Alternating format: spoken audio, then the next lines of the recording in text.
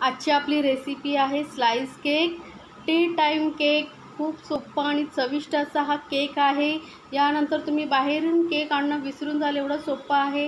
यासाठी आपल्याला ओव्हनची गरज नाही, बिना अंड्याचा बिना बटरचा आपण हा केक बनवलेला आहे। एकदम सुपर सॉफ्ट असा हा केक झालेला आहे। तर हा केक बनवण्यासाठी आपल्याला लागणार आहे 1 कप मैदा। मैदा चाळून घ्यायचा आधी। एका बाउलमध्ये मी 1 कप मैदा घेतलेला आहे। मेजरमेंटसाठी तुम्ही घरातला कुठलाही कप घेऊ शकता। आणि त्यानंतर अर्धा कप मी इथे साखर घेतलेली आहे, पिठी साखर।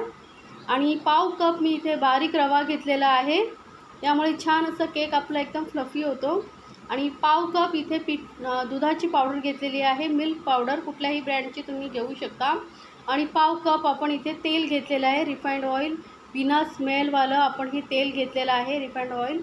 त्यानंतर अर्धा कप रूम टेम्परेचरवरचं दही घेतलेलं आहे। आणि आता हे सर्व साहित्य आपण मिक्स करून घेणार आहोत,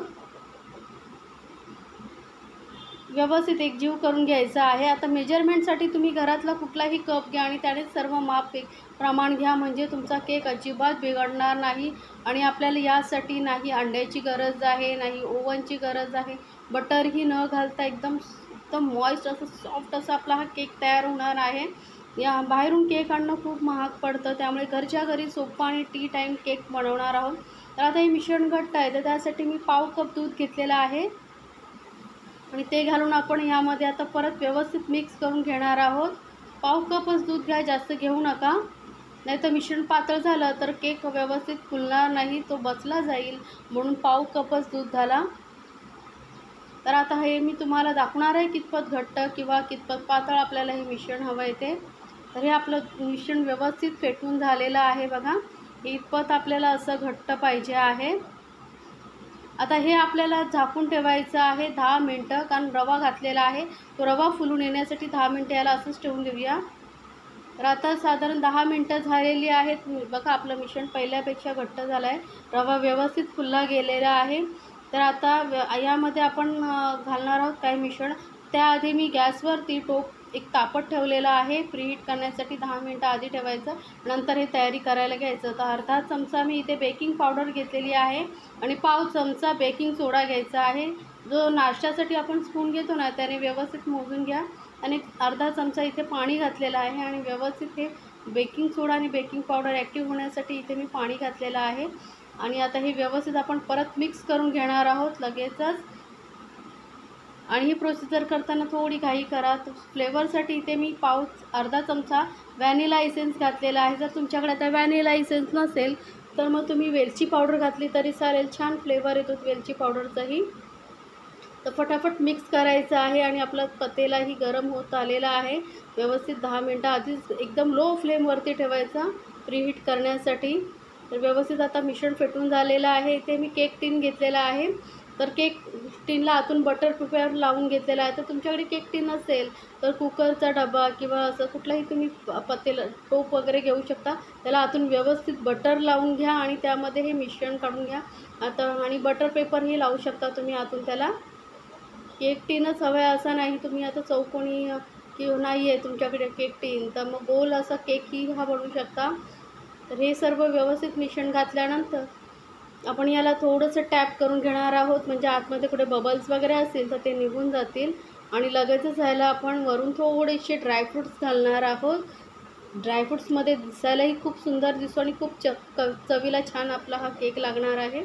तर आता लगेच आपण याला प्रीहीट करण्यासाठी ठेवलेला आहे। गॅसचा फ्लेम एकदम लोवरती ठेवायचा आणि फ्लेमवरती आपल्याला कमीत कमी 30 ते 35 मिनटं लागतात या केकला बेक होण्यासाठी। तर 30-35 मिनटानंतर आपण चेक करूया। केक आपला मस्त बेक झालेला आहे, पतेला खूप गरम झालेलं आहे, त्यामुळे काळजीपूर्वक हाताळा। केक एक टूथपिक टाकून आपण बघूया, चेक करून घेऊया केक आपला व्यवस्थित बेक झाला आहे की नाही बघा। त्याला काहीही मिश्रण लागलेलं नाही, म्हणजे केक व्यवस्थित बेक झालेला आहे। 30 ते 35 मिनटामध्ये केक व्यवस्थित बेक होतो। केक पूर्णपणे थंड झाल्यानंतरच आपण याला डिमोल्ड करणार आहोत, घाई करू नका। तर व्यवस्थित आपला केक हा जो थंड झालेला आहे याला आपण डिमोल्ड करूया। तर साईडच्या कडा असतात त्या सुरीने वगैरे आपण अशा सोडून घेणार आहोत, म्हणजे केक व्यवस्थित निघून येईल।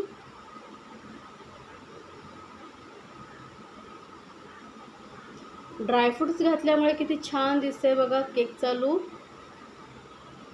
थोडंसं हलकंसं वरून टॅप केलं का केक इझिली निघून येतो. बाजूचा बटर पेपर आहे तो आपण काढून घेऊया. आणि मी दाखवते तुम्हाला किती सॉफ्ट असा हा केक झालेला आहे. पीसेस कट करतानाच तुम्हाला समजेल केक किती सॉफ्ट एकदम मॉइस्ट झालेला आहे.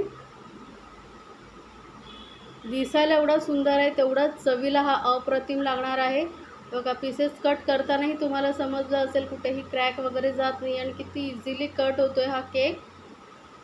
बिना ओव्हनचाही केक किती सोपा आहे बनवायला. असं गरज नाही आहे की ओव्हन OTG वगैरे सवय. पातेल्यामध्येही खूप छान असा हा केक तयार होतो. तर झटपट बनवा हा केक. बघा किती सॉफ्ट झालेला आहे. एकदम सुपर सॉफ्ट असा हा केक झालेला आहे आणि चवीला तर एकदम अप्रतिम लागतो. मुलांनाही खूप आवडेल. टिफिनमधून मुलांचे देऊ शकता तुम्ही. मुलंही आवडीने खातील एवढा हा चविष्ट असा हा टी टाईम केक नक्की बनवा आणि मला कमेंट्समध्ये सांगायला विसरू नका.